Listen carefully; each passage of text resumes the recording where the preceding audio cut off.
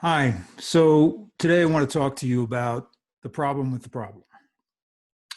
Um, Many times people come to me having gone through a whole series of other modalities, therapy, other forms of coaching, classes, mindfulness, etc. Okay. And I'm going to tell you about a particular client of mine who has done a lot of work in terms of understanding the dynamic that went on between her and her mother and how it affects her life today. So to simplify it, essentially what would happen is her mother would get triggered. She would feel responsible or be made responsible is more like it, and take the blame. She'd always be blamed for whatever happened to her mother that got her mother upset. Okay, so that's a pattern, right? If somebody's upset, you take the blame. This pattern manifested itself throughout her life, okay, in various relationships. I want to pause for a second here because there's something about this that I think needs a little bit of a correction. So sometimes there's this idea, oh, that we pick people because of a particular pathology we have. In other words, we choose them because we have a problem. That's a problem. Because consider this, consider the brilliance of a child who has no career, who has no formalized ego structure from the standpoint of how she appears in the world, etc. All she wants is to be loved. She wants to be accepted, right? And so she comes up with this formulation. Oh, okay, if I take the blame, then everything's going to be okay. Or at least it's not going to escalate beyond where it is. And I know what's going to happen. That's more on the self-preservation side, on the side of keeping one's sanity. If I can sort of predict as a kid what's going to happen, even if it's crappy, even if it feels lousy, at least I know what's going on. Okay, so you take that and you move it into an adult life, and then you say to yourself, well, see, I'm doing this because I'm all screwed up because of this thing with my mother. Another way of looking at it is this: you're exploring your wound. You can't take the awareness of that child and bring it into your adult life and get it. It's not possible. That child had no context to really understand what was going on. And you don't either as an adult until you experience it as adult a number of times to explore it and understand what it's about and make the connections. Okay. So that's where this client's at. She's figured that out. As a matter of fact, I could say she's got a PhD in figuring it out. She's done a lot of work. Here's the problem. It's a problem. You can go around and around and around and around and get more and more data of why it's a problem, and it stays a problem. Now, there's something very interesting happening to this client that I'll tell you about in a minute. But what I want to do first is to read you this dream. And it's not the whole dream because it's a very long dream. So this is a section of the dream. It goes like this. I'm checking into a psychiatric hospital. There's a nice woman, and I tell her that I want to go to sleep, but she says I have to be checked in first, and she sends me to another room. It's a big dining room, and I'm sitting at a table that's a little too high for me. There are people at the next table who I understand are going to prosecute me, and they're talking about my case. They are talking about me as though I'm a kid, and they're all older white men.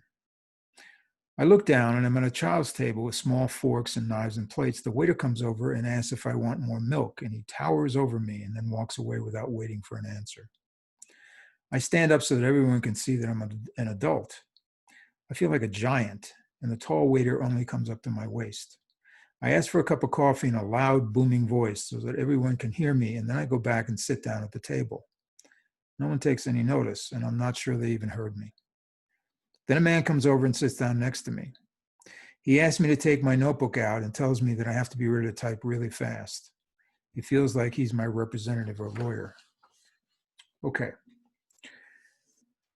So if we look at this dream in the context of it reflecting back to this person, how they are organizing their experience.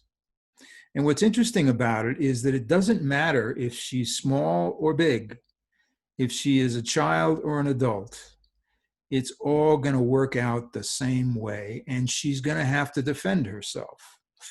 right? Because as an adult, she wasn't a kid anymore. So there was a part of her that didn't totally put up with this, right? That tried to argue back that it wasn't her fault. She didn't do anything wrong. But it was still in that context, right?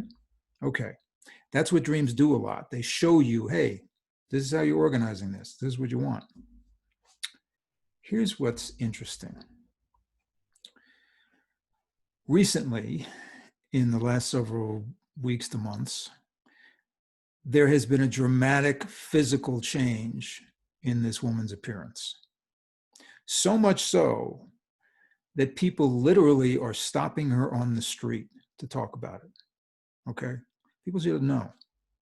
So what do we have? We have a context that is known with a whole constellation of people involved in it that keep reinforcing it because that's the agreement, that's the arrangement, as it were. And now we have this new experience where she's seen by people who don't know her, and she gets to experience herself in a different way. Okay. So in the midst of all this, there's another process going on that keeps getting pulled back into there's a problem and it's my fault. Okay. It's like putting two cats in a barrel. I mean, this is not going to last. And one of the things about the old context that I learned from my days in risk management, the more you try and keep a system stable, the more you try, in essence, to ossify it, make everything known and expected, the greater the potential for an eruption, for a catastrophe. Why? Because neither human beings or organizations are static. They're dynamic. They need to move. They need to change. They need to evolve. That's the whole construct. We're born, we live, we die. You can look anywhere. And that is the process. So when you try and stop that, you try and jam everything into something you know and you expect, is not going to work out so well over time. You know, something's going to blow. Now, there's an alternative to that, which is you allow yourself to experience yourself in different ways, and you allow yourself to evolve. And that's why I'm always saying to clients, look, you know, if you're in the midst of doing something, and I work with a lot of people who are either becoming or who are professional healers, whether that's coaches or therapists or body workers or whatever, right? You need to allow yourself to be experienced differently by people who don't know you. That informs you in a way that allows you to then evolve, okay? That's the key.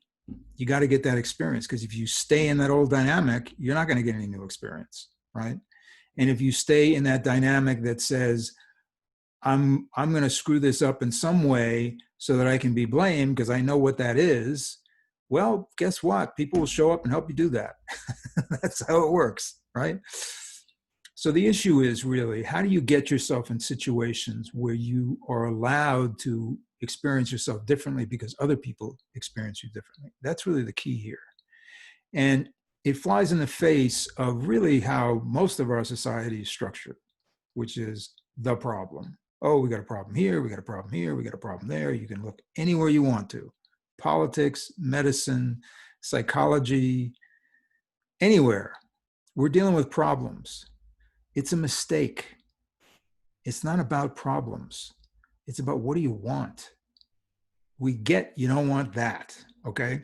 So exploring that to the nth degree at some point just is not interesting, right? It's useful. It's useful to understand, right? But you want the other experience. Now, does that mean poof, by magic, oh, that old behavior and that old belief system goes away? No, it doesn't. As a matter of fact, in most cases, in every case that I've dealt with, including myself, it doesn't go away. It just has less room to operate, because the more you allow yourself to be experienced differently, the less room it has. My old behavior, my old way of organizing the world comes up in me periodically, and I look at it and I go, oh yeah, okay, got that. Yeah, I'm not going down that road. I understand it. I get it. I know where it comes up, but I'm not interested in it anymore. It's actually boring. And that's what we want. We want your old way of organizing your experience to become boring, because the new way of organizing your experience, which is not couched in the problem, okay, it's couched in the desire. What do I want? Well, guess what? I want to be experienced differently. And this client is getting it from, like I said, people on the street. Amazing. Totally cool. Absolutely the perfect thing to be happening. And now the struggle is, how much do you want that? How much are you going to go into that place and not cling to the problem? Because the problem is just a construct that is born out of a very old experience. And I think what we do is we get caught up in the tragedy of the child. And it is a tragedy, But the question is, do we want to use that tragedy to then turn it into an experience, a new experience that says, I understand that, I get that. So when a client shows up for you, or a partner shows up for you, or an opportunity shows up for you, you can look at it and you can go, okay, I could enter into this and make it difficult enough so that people blame me, that makes me comfortable. But why? It's not interesting. Let me do it this other way. What's the reason we don't do it the other way? Because it's uncomfortable, because it's scary, because we don't know what the hell is going to happen. We don't understand how people are seeing us, other than they're really interested. Okay? So the idea is to reframe your experience out of the problem, not dismiss it, not pretend it didn't happen, but put it in its proper context. It's what it was.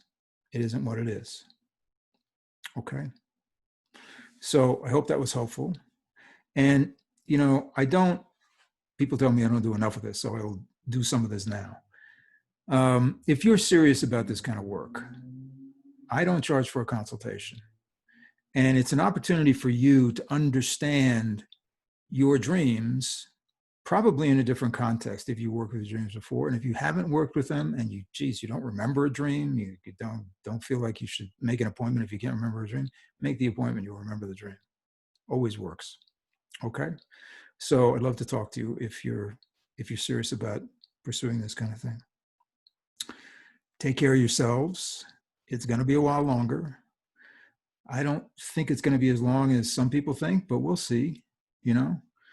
Don't make decisions that you don't have any basis to make any decisions about. You got to do what people tell you to do, unless you've got a degree in public health. That's my view.